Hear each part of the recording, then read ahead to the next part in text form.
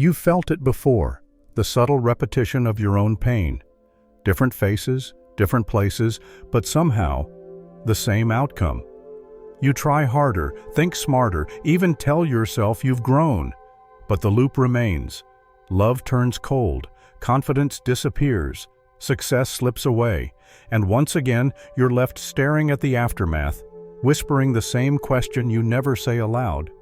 Why do I keep doing this to myself? It doesn't feel like a choice. That's what makes it so exhausting. You can feel the patterns tightening like invisible strings, pulling you into reactions you thought you'd outgrown, mistakes you swore you'd never make again. A word said too quickly, a silence you regret, a relationship you cling to when you know it's time to let go. But what if it's not weakness? What if it's not poor judgment or lack of willpower? What if there's something inside you, older than thought, deeper than memory, writing parts of your story without your permission? Carl Jung said, "Until you make the unconscious conscious, it will direct your life, and you will call it fate." You've probably felt this truth even if you didn't have the words, moments that feel inevitable, reactions you can't control, the quiet sense that someone or something is living your life in the background while you play along on the surface. And here's the hardest part. It's not out there. It's not the world. It's not them. It's in you, and it's trying to get your attention. Maybe the tension you feel isn't a breakdown. Maybe it's an invitation, a quiet knocking from the room inside you that you've never dared to enter. The question is, what's in that room? What have you buried, hidden, denied? You'll only begin to understand your life the moment you find the courage to open that door. And to do that, you need to know what the unconscious really is. Think of your mind as a house. You spend most of your time in the brightly lit rooms, the conscious parts where things feel clear, safe, and familiar. That's where you keep your personality, your plans, your practiced answers. It's where you tell the world who you are. But somewhere in that same house is a door you rarely notice, and even more rarely open. Behind it lies a room you haven't stepped into in years. That room is your unconscious. It holds more of you than you think. The memories you couldn't handle, so you buried them. The emotions you weren't allowed to express, so you silenced them. The desires you were told were wrong, so you locked them away. Over time, the room filled up. You didn't just forget what was inside, you forgot the room even existed. But nothing inside it is gone. The anger, the shame, the fear, the grief, they wait. And while you're busy living in the upper floors, pretending the past is behind you, the unconscious continues to shape your choices, your patterns, your perception. It becomes the script you unknowingly follow. You think you're deciding, but often you're just repeating. Jung called one part of this the shadow. It's not evil. It's just everything you pushed away in order to be accepted, loved, or safe. And because it never got closure, it still speaks. Not in words, but in patterns, projections, triggers. It lives in the roles you play, the masks you wear, the reactions you don't understand. But here's the truth. The unconscious never disappears. It waits. And when you don't listen, it doesn't stay silent. It speaks. And most often, it speaks through the life you think you've chosen. If this moment feels worth holding on to, a like or a subscribe is more than support. It's encouragement for me to continue creating space for voices like yours and mine. Now it's time to understand how these unseen forces shape your everyday experience, because they don't just live in the past, they echo through the present. And that's exactly where we're going next. There's a story you've lived more than once, but you may not have noticed. It shows up in your relationships, your failures, your fears. Different faces, different timelines, but somehow, the same emotional ending. You say it won't happen again, that you've learned, that you're moving on. And yet, you wake up months later, back in a version of the same pain. This isn't coincidence. This is the unconscious echoing itself through your life, waiting to be acknowledged. Imagine this. A woman keeps falling for emotionally unavailable men. On the surface, she calls it chemistry. But beneath the attraction is a quiet hunger, one born in childhood where love meant distance, silence, conditions. Her father was physically there but emotionally absent. As a child, she learned to chase love that felt cold, because that was the only love she knew. Now, as an adult, she doesn't understand why she's drawn to the very thing that wounds her. But her unconscious does. It's not seeking love, it's seeking familiarity. It's not choosing wisely, it's choosing what feels like home, even if that home once hurt her. And you? You have your own echoes. Maybe you say, "I'm fine," when inside you're spiraling. Maybe you stay busy all the time, not because you're productive, but because stillness terrifies you. Maybe you scroll mindlessly through your phone, numb, not even knowing what you're looking for, just hoping distraction will drown out something unnamed. You're not broken, you're just unaware of the parts of you still hurting. The unconscious speaks not through words but through repetition. The argument you keep having, the job you keep sabotaging, the dream you keep abandoning. These are not just bad habits or bad luck. They're messengers. They're symptoms of a wound calling for attention, not to be judged, but to be witnessed. They are emotional loops formed long ago, still spinning in the background, still shaping your choices while you believe you're in control. The most painful part of this isn't the echo itself, it's the silence around it. Because when no one helps you name what's happening, you assume it's just you, that you're weak, that you're the problem. So you try to change the surface, your behavior, your routines, but the pattern persists. Why? Because you haven't gone deep enough. You've been rearranging the furniture while the foundation is still cracked. But once you hear the echo, once you recognize the pattern, it's no longer invisible, and in that recognition begins power. Not the power to fix everything at once, but the power to pause, to ask, why does this feel familiar? And that pause is everything. So how do you stop the cycle? How do you meet these hidden parts of yourself, gently but honestly? That journey begins with what comes next: a mirror, a set of tools, and the first real steps toward integration. To make the unconscious conscious, you don't need to fight yourself.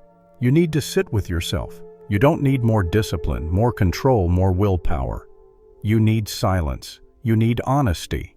And more than anything, you need curiosity, the kind that lets you explore your own darkness without fear or judgment. Your shadow isn't here to destroy you, it's here to be seen. The first tool is simple but powerful: shadow journaling. Start by writing what irritates you in others. Not big things, just the little behaviors that trigger a reaction. That coworker who always needs attention. That friend who never seems to care. That stranger whose confidence feels arrogant. Write it down. Be raw. Then ask the harder question: what part of this exists in me? Because the traits you reject in others often mirror what you've disowned in yourself. You hate their neediness because you've buried your own. You resent their anger because you've learned to fear yours. Shadow journaling doesn't flatter your ego, it confronts it. And that's where the work begins. Next, pay attention to the quietest part of your day: your dreams. Dream tracking may seem abstract, but your unconscious is never more honest than when you're asleep. Keep a notebook beside your bed. As soon as you wake up, write what you remember, no matter how fragmented or strange. Over time, you'll start to notice patterns, symbols that repeat, places you return to, emotions that carry over into your day, a staircase that never ends, a figure chasing you, a flood of water you can't escape. These aren't random. Your dreams speak in metaphor, and they speak on behalf of your shadow. What you ignore by day becomes the voice of your night. Listen to it. But the unconscious doesn't just whisper while you sleep. It erupts during the day, especially when you feel overwhelmed, angry, ashamed. That's why you need trigger reflection. When something hits you harder than it should, an offhand comment, a small rejection, a simple failure, pause. Don't react. Record the moment. What was said? What did you feel? And then ask, where have I felt this before? Often you'll find echoes that lead straight to childhood. A moment where you felt invisible, unsafe, not enough. That pain didn't leave you, it just hid in plain sight, and every time you're triggered, it rises like smoke from an unseen fire. Trigger reflection is how you trace the smoke back to the source.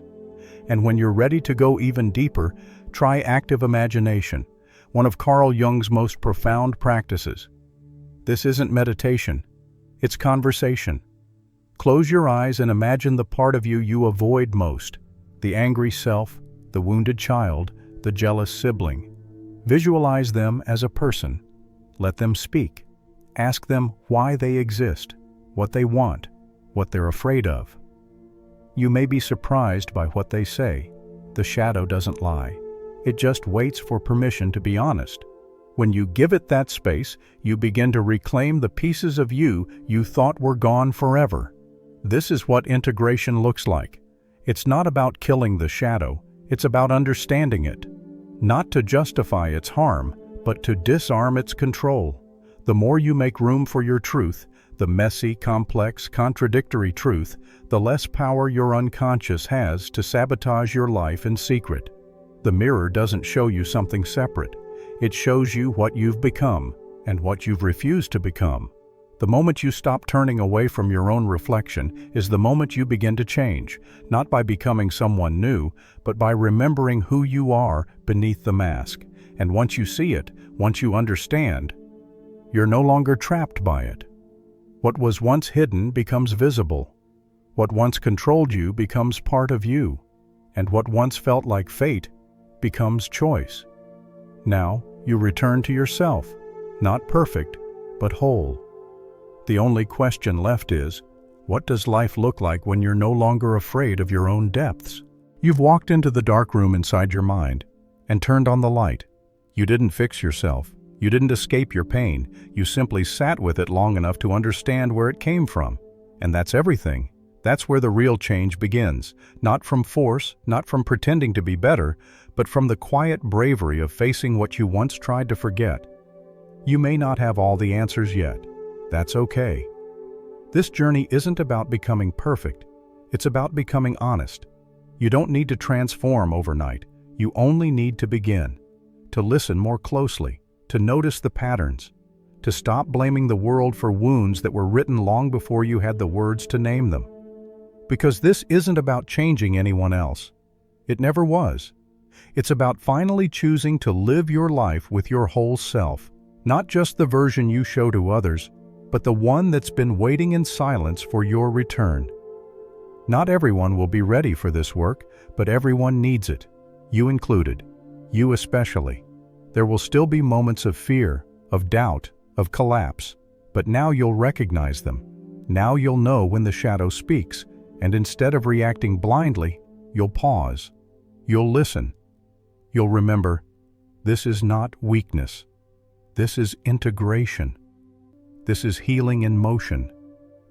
And maybe tonight, you'll give yourself a moment, just one, without distraction, without noise. Maybe you'll sit in silence and ask a question you've avoided for far too long. What part of me have I abandoned? Ask it not with judgment, but with compassion. Let the answer come slowly. And when it does, don't turn away. Stay. Listen. Welcome it back. Thank you for walking this path with me today.